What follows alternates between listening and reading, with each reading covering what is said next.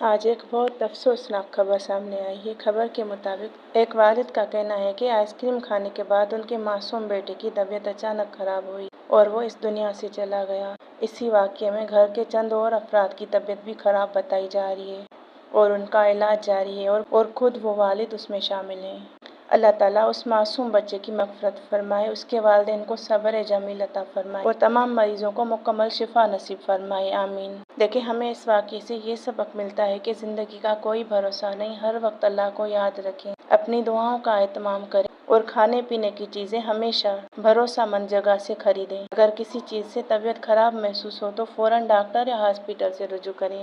اللہ پاک ہم سب کو اپنی حفاظت میں رکھے اور ہر بلا سے اور مصیبت سے محفوظ فرمائے۔